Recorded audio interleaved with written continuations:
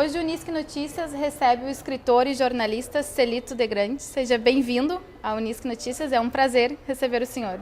A alegria é minha de estar com vocês aqui. Celito, eu começo lhe perguntando sobre o caso Kliman, porque foi uma tragédia que não só abalou uma família santacruzense, como também toda a sociedade do Rio Grande do Sul naquela época, né? O que esse caso representa hoje para as novas gerações? Veja bem, ele é um dos episódios mais importantes da história política e policial do Estado. Ele hoje faz parte daqueles considerados processos impactantes do Judiciário Gaúcho, numa relação de cerca de 20 processos que estão no memorial do Judiciário. Mas o mais importante não é isso, talvez, é aquele aspecto que você focalizou. O impacto que esse acontecimento causou na sociedade gaúcha como um todo, porque ele não se limitou a Porto Alegre nem a Santa Cruz. Ao contrário, houve uma repercussão até de âmbito nacional. A revista O Cruzeiro, na época, inclusive, manteve uma equipe em Porto Alegre acompanhando as investigações. E isso tudo é plenamente justificável. Quer dizer, nós estamos tratando do assassinato de forma brutal, né, da esposa de um deputado, de um parlamentar, de oposição. É uma mulher muito bonita, e que, para as sociedades da época, gerou uma comoção verdadeira. Né? A imprensa teve um papel importante no acompanhamento das investigações, um papel nem sempre aceitável, para dizer o mínimo, não é? Porque ocorreu um fato importante que precisa ser destacado.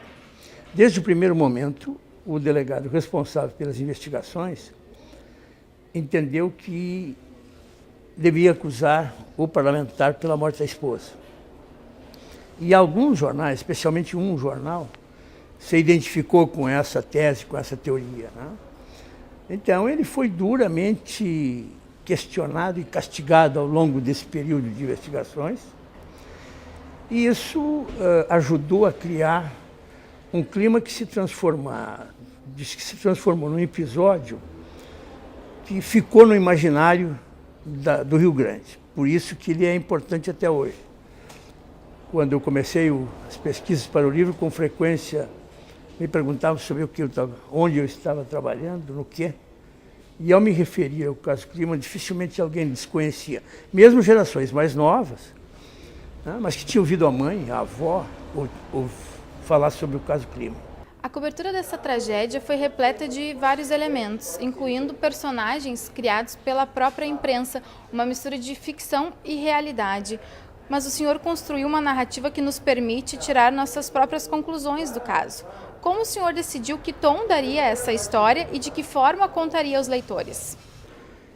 Eu diria assim, Daiane, que foi uma grande reportagem, né? E com alguns toques, quem sabe, cai lá, né, de literatura, né, para dar um tom um pouco mais saboroso para os leitores, né? Mas em nenhum momento eu fugi dos fatos essenciais. As versões todas conhecidas, algumas desconhecidas que eu trouxe para o livro agora, né, estão registradas. Eu procurei, como sempre digo, tratar com o maior respeito todos os personagens da história, né? E eles são muitos. E eles nem todos são verdadeiros. E alguns deles foram criados, né? Há uma mítica Dama de Vermelho no meio da história, que teve uma participação teórica importante, não é? No caso da primeira morte. E, na verdade, foi uma invenção da imprensa, depois ficou comprovado, né? Os jornalistas próprios testemunharam, né? Que, de forma até irresponsável, em alguns casos, né? A Dama de Vermelho foi uma criação. E, no entanto, ela permeou o noticiário durante muito tempo. Era um dos assuntos mais comentados em Porto Alegre, em Santa Cruz e em todo o estado. Então, como você disse, tem toda a razão. Quer dizer, a história em si é uma obra de ficção. porque imaginar o assassinato de uma mulher bonita, aos 30 e poucos anos, né, mãe de 3 filhas bonitas, assassinada naquelas circunstâncias, num bairro chique de Porto Alegre. Né? Vindo depois o esposo dessa deputada, que era um parlamentar de carreira promissora, né? Era um parlamentar vigoroso, um parlamentar de posições muito firmes na oposição. Então, esse parlamentar também é assassinado, ficam 3 meninas órfãs. Ora, tudo isso, muitas vezes, quando se diz que a vida imita a arte, na verdade, nós temos aqui um caso que, mudando o nome dos personagens, né, situando talvez em outros lugares, é uma obra de ficção. Caso Clima, a história de uma tragédia, essa obra rendeu para o senhor prêmios e ela já está na 3ª edição. De que forma esse livro refletiu na sua carreira e na sua vida? Olha, foi muito importante, Daiane, sim. Eu confesso que quando concluí o livro, eu tinha certeza de que ele era um bom produto. Né? Mas o livro, qualquer livro, ele tem sempre uma caminhada própria. Né? Depois que ele chega às bancas, quem decide o que ele será são os leitores. Né? E, felizmente, a recepção do público foi muito grande.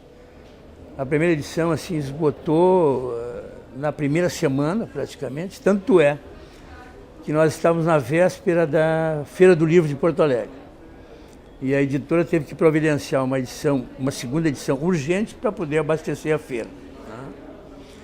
É um livro que me deu muita gratificação pessoal e essa é a melhor recompensa para um trabalho como esse. Você tem outras tantas horas, dias, né, tardes inteiras de solidão no computador para poder juntar as peças, né, da história, para poder aproveitar da melhor forma os elementos com os quais você dispõe.